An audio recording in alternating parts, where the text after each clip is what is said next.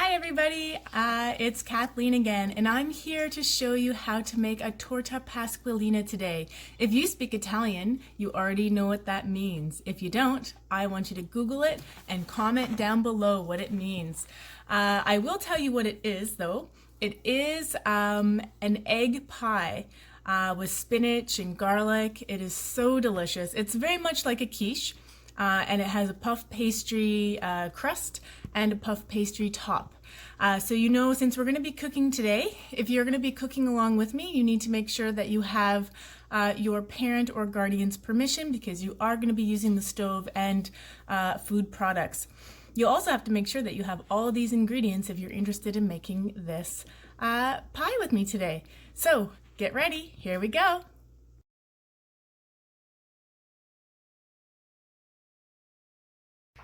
All right, we are going to put some butter in our pan, and we're gonna add garlic and spinach. Because I love lots of butter, I think it adds flavor.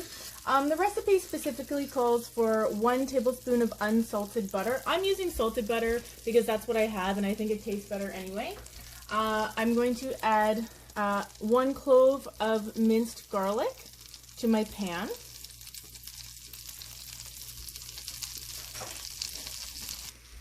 I'm going to add my spinach. Unfortunately, this is actually a mix of spinach and I think arugula, but it's what I have, and so that's what I'm going to use.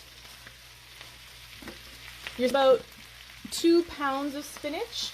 This is slightly less than 2 pounds, but again, it's what I have, so it's what I'm going to use. When you're cooking, it's really easy to modify recipes. You'll see it doesn't take very long for the spinach to start wilting. We want it to be just a little bit more wilted than this, and then we're going to take it off the heat to cool down. I really like the way this is looking, so I'm going to turn it off and let it cool. I forgot you're supposed to season it with salt and pepper, so I'm just going to do that now. And while it's cooling, we'll have some of that flavor mixed in there. While your spinach is cooling, you're going to beat 4 eggs into a small bowl. Oops.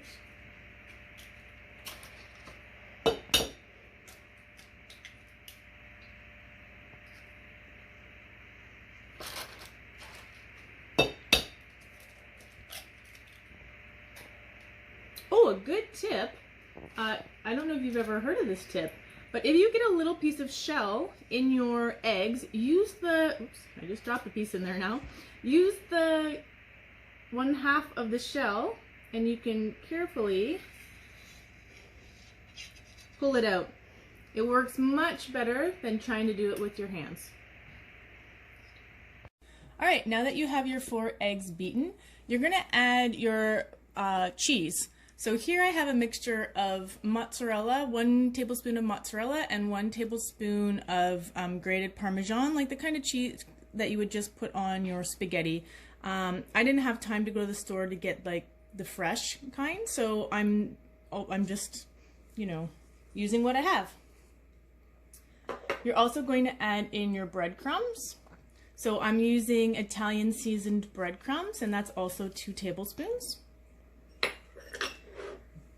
And 1 cup of heavy whipping cream. Oh, and you don't want to forget your 1 cup of ricotta cheese. This is going to be so good. You were supposed to use a large bowl. For some reason, I decided to get the smallest bowl I have. Why, I don't know. But I'm going to mix this together. I'm adding some salt. And I'm going to add some pepper as well for seasoning. Add as much as you like. And now I'm going to mix it all together. It is recommended that you use fresh margarine, but I was not able to get any at the grocery store. And then just some nutmeg for flavor. I happen to have a whole nutmeg here, and I'm going to grate. Alright, so now my spinach has cooled down enough that I can drain it. So I'm going to just put it in a little colander that's over a bowl.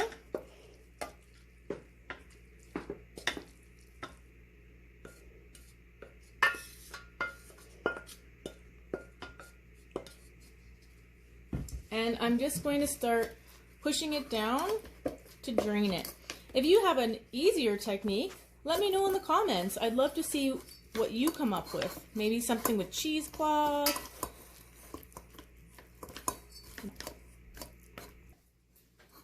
All right, just to make sure I get all the juice out, I just washed my hands and I'm just gonna squeeze it out. Oh yeah, lots of juice coming out. Once we get all the juice out, I'm gonna add this to the mixture, that cheesy, creamy mixture.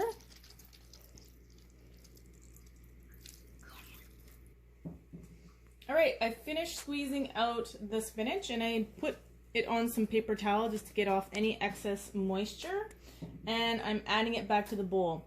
And I didn't want to waste that liquid that I saved from the spinach, because it's, you know, that nice buttery garlicky mixture. It had a little hint of spinach taste to it, and I'm going to save that and I'm going to saute some mushrooms in it to serve as a side dish along with this.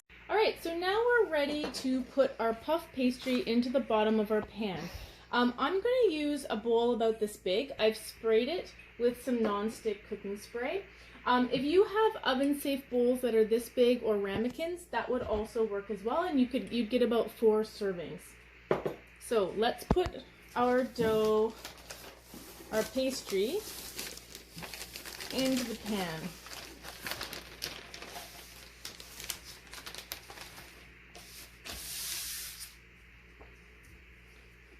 Just gonna work it in there.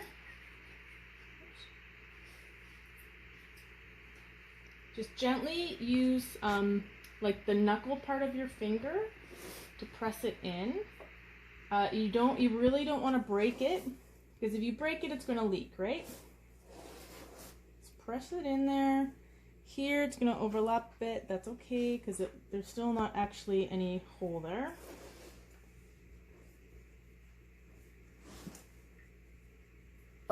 Alright, so now I have all this overhanging dough. What I'm going to do is I'm just going to use a sharp knife, and I'm just going to carefully trace the bowl and pull apart the dough.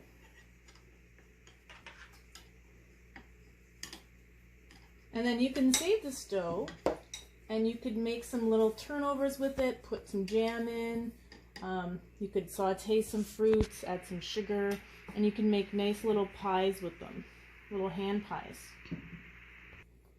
Alright, now that I have my pastry in the bottom of my pan, I'm going to pour my mixture in. Oh, it's going to be so good. This is one of my favorites, and I've only ever made it once before actually, but I love it. Now I'm just using a spatula to scrape out every last drop, because I don't want to waste all those good ingredients. Scraping it out. Now I'm going to add the eggs, the last 4 eggs. Actually, just gonna spread out that spinach a little bit. It seemed to got clumped up there. Oh, looking so good. All right, now there's a really fun little trick to this pie once it's cooked and you cut it open. So what we're gonna do is we're gonna crack the last 4 eggs into a bowl very carefully, because we don't want the yolks to break. Okay? And one at a time, we're going to slide them into the pie. So I'm just going to space them out. Whoops, there is a shell in there. So I'm just going to use my little trick. Scoop out the shell before I pour it in. Got my shell out. And I'm just going to pour that egg in just like that.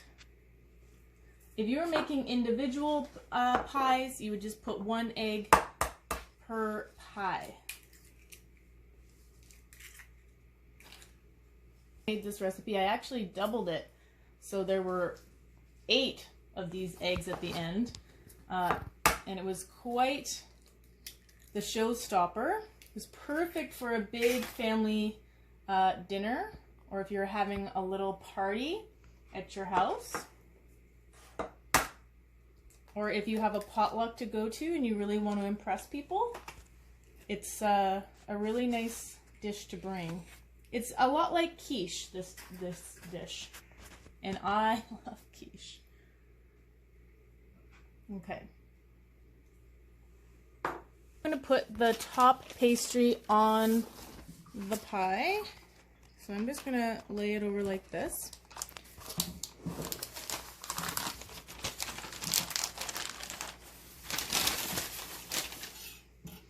And you're just going to push it down because you want it to connect really well with the bottom crust. I'm going to take my knife again and I'm just going to trim off the excess pastry from the top. And I am going to save this. And if you don't want to make a sweet little hand pie with this pastry, you can also make savory little dishes with it as well. You can put some mushrooms in there, some cheese, whatever you really like. Even if you just want to twist it up with some kind of cinnamon and brown sugar and some butter. Now the last thing to do is you're going to just prick the pie top so that you know, the steam can get out. And just prick it. Now if you want, you could brush the top of this with some egg, either a whole egg blended or a little bit of egg yolk, maybe even sprinkle it with a little bit of salt. You know, now that I'm saying that, I think that's what I'm gonna do. Alright, so I just blended up an egg quickly. I'm just using a little brush and I'm just gonna brush my dough with it.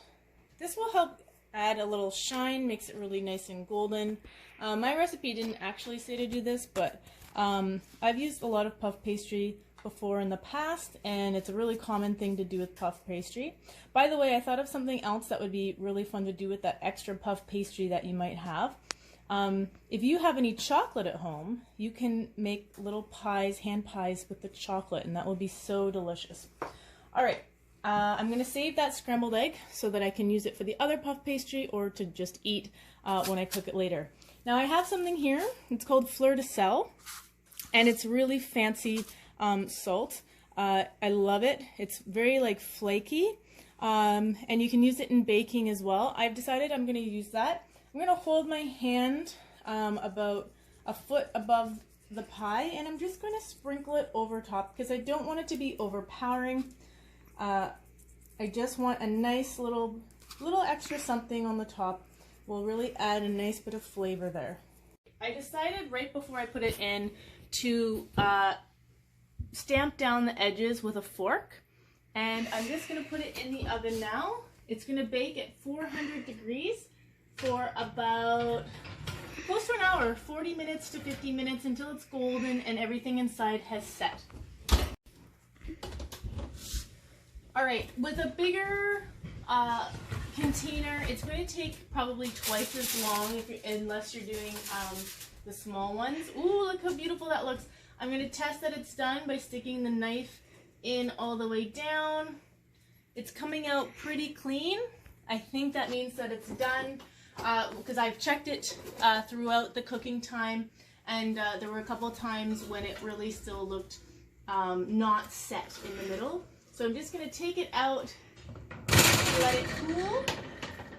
Well, I don't have to let it cool, but I'm going to let it sit for a few minutes, at least 10 minutes before I cut into.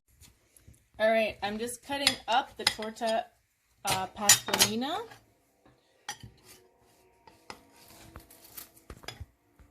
And as you can see, it has that nice whole egg there. That's one of the special surprises that you get with this dish. Now this particular dish was a little bit deep. I think it would be better if your dish was a tiny bit shallower, maybe like to here. But you can see how fluffy and beautiful that pastry is, and the beautiful surprise of that hard boiled egg that gets cooked inside of it. And I'm going to serve it with a side of sauteed mushrooms.